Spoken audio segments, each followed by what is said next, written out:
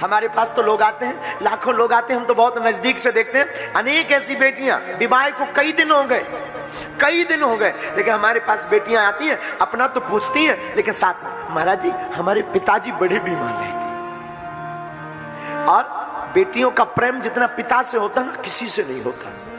बहुत प्रेम होता है। रात को 2 बजे अगर पिता हारा थका पहुंच जाए ना, काम करके पहुंच जाए ना, एक घड़ी मां नहीं उठेगी, पुत्र तो उठेगा ही नहीं, पुत्र तो पड़ा रहेगा निकम्मा बना। लेकिन बेटी तुरंत फुदक करके जाएगी, दरवाजा खोलेगी, पापा पापा भूख लगी, तुम्हें भोजन बनाऊं। 2 बजे रात को भी वो तुरंत पापा पापा एक रोटी खा लो, फिर सो जाना। खूब थकी हो, खूब बुखार चढ़ा हो, पापा पापा ठीक हो आप। इसलिए मेरे भारत के लोगों, बेटियां वरदान है, ईश्वर का दिया हुआ, श्राप नहीं है। जिसके घर बेटियां होती हैं उसका घर मंदिर और अमीर आदमी का घर होता है। और मैं एक प्रार्थना करूं, मैंने कल परसों बताया भी था, फिर भी बताऊं। एक बार 2 सज्जन बैठे हुए थे, एक छोटी सी बच्ची थी, एक अमीर आदमी बैठा था। वो अमीर आदमी बोला, भैया हमारे घर पर भगवान की बड़ी कृपा है, हमारे घर पर तो बेटे ही बेटे हैं, भगवान की बड़ी कृपा है। तुम्हारे घर पे तो 2 बेटियां भर हैं।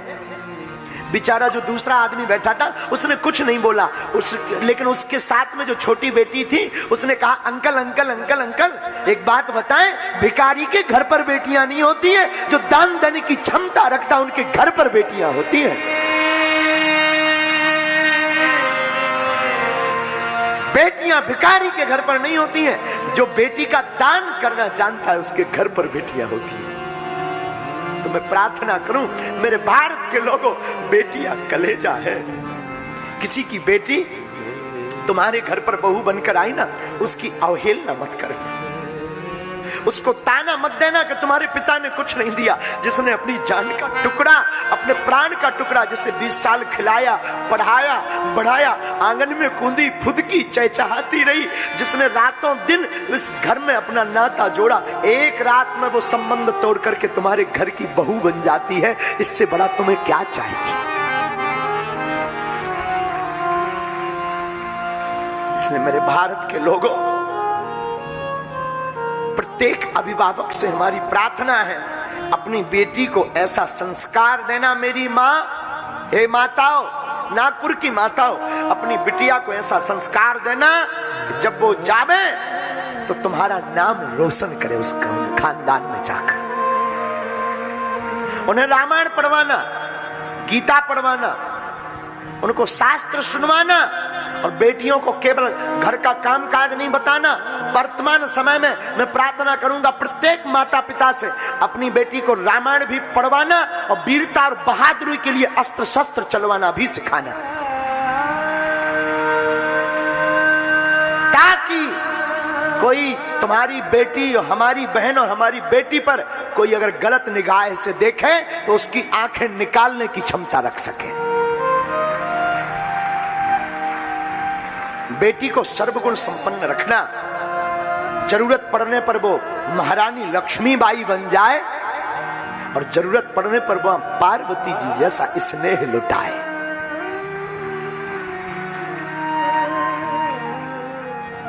तो मेरा प्रार्थना है, जितने भी यहाँ अभिभावक बैठे, माँ, हे मेरी माताओं, अपनी बिटिया को खूब शिक्षा दे, खूब। बिटिया, ससुराल जाना, ससुराल में तुम्हारा पति ही परमेश्वर है, बात बात पर लड़ना मत। बेटी, संबंध को चलाना है ना, अगर 2 बात कोई बोल भी देना, तुम्हारा पति तुमसे कुछ बोल भी देना, मौन हो जाना। याद रखना, जो व्यक्ति संबंध को चलाना जानता है ना, वो क्षमा करना जानता है। अगर कोई बार बार तुमसे क्षमा मांग रहा ना, बार बार कोई तुमसे माफी मांग रहा ना, बार बार तुमसे कोई सॉरी कह रहा ना, इसका मतलब ये नहीं है कि वो कमजोर है या वो गलत है। इसका मतलब ये है कि वो तुमसे ज्यादा केयरफुल है उस रिलेशन को आगे बढ़ाने के लिए।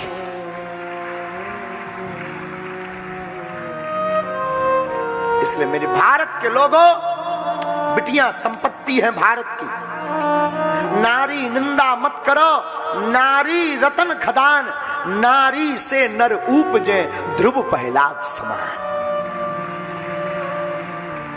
ये भारत वो देश है जहां की नारियों की वीरता का शौर्य अब तो केवल भारत में ही नहीं, अब तो भारत की नारियों का शौर्य और वीरता की डंका भारत के साथ साथ पूरे विश्व में परचम लहराता रहा है।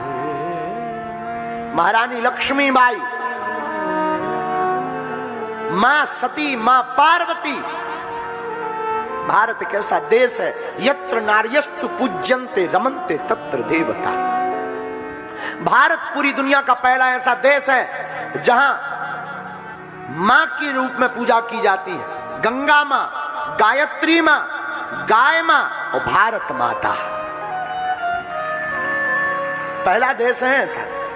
आपने कभी पाकिस्तान माता सुना है? चीन माता सुना? बांग्लादेश माता सुना? लेकिन केवल भारत एक ऐसा देश है जहां अपने देश को माता कहा जाता है। बिटिया ससुरे में रही हो तू चांद बन के, बिटिया ससुरे में रही हो तू चांद बन के। सबकी नैनन बिच पुतली के प्राण बन के, बिटिया नैनन बिच पुतली के प्राण बन के, बिटिया ससुरे में रही हो तू। जब तू जाना ससुराल ना बेटा, तो बेटा सबकी नैनों की पुतली बन करके रहना, तो किसी को खटकना नहीं। अब तू बेटा तू ससुराल में जाना तो ऐसे रहना कि सबको तेरी आंखों की जरूरत पड़ जाए। बेटा अगर कोई कुछ भी कह देना चुप हो जाना, जवाब मत देना, और बात बात पर धमकी मत देना कि हमारा मायका ऐसा, हमारे पिताजी ऐसे, हमारी माताजी ऐसी। ना बेटा, क्यों? क्योंकि अब उस विवाह के बाद तुम्हारा घर, तुम्हारी माँ, तुम्हारी सासू माँ, तुम्हारे पिता, तुम्हारे ससुर जी हैं, और तुम्हारे परमेश्वर तुम्हारे पति हैं। ये शिक्षा प्रत्येक माँ को अपनी बेटी को देना चाहिए। माँ पार्वती कोई साधारण नहीं है, जगत जननी भवानी है, अंबिका है, सबको पता है। पार्वती की माँ को भी पता है, नारद जी ने बताया भी। उमा अंबिका भवानी है, लेकिन फिर भी माँ अपना कर्तव्य नहीं भूलती। माँ गोद में बैठा रही माँ पार्वती, मैना माँ अपनी बिटिया पार्वती को गोद में बैठाई है। कुछ देर में विदा होना है, सिर पर हाथ फेरते हुए कहती, बिटिया ससुरे में रही हो तू चांद बन के। जाओ बेटा जाओ, जाकर के खूब सबसे पाछे बिटिया खई हो। घर जाना तो पहले सबको भोजन कराना, फिर बाद में खाना। सबसे पाछे बिटिया खई हो, सबसे पहले बिटिया जगी हो। सबसे बाद में भोजन करना, और प्रातः काल बेटा तुम सबसे पहले जाग जाना। घर बाद में उठे, तू पहले उठना। जिस प्रकार कंजूस आदमी अपनी संपत्ति को छिपा करके रखता है ना, बेटी तुम अपने पति के घर जाना तो अपने अंगों को छिपा करके रखना। स्त्रियों का आभूषण है लज्जा। क्या है?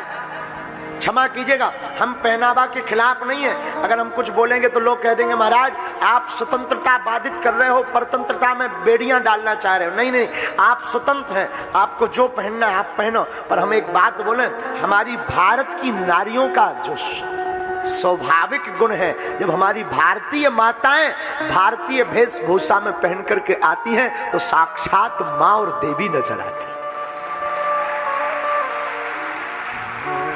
हम पहनावा के खिलाफ नहीं है, आप जो पहनो आपकी मर्जी है। पर हम प्रार्थना करेंगे, हमारे भारत में बेटी को धन कहा गया, स्त्रियों को, माताओं को धन कहा गया।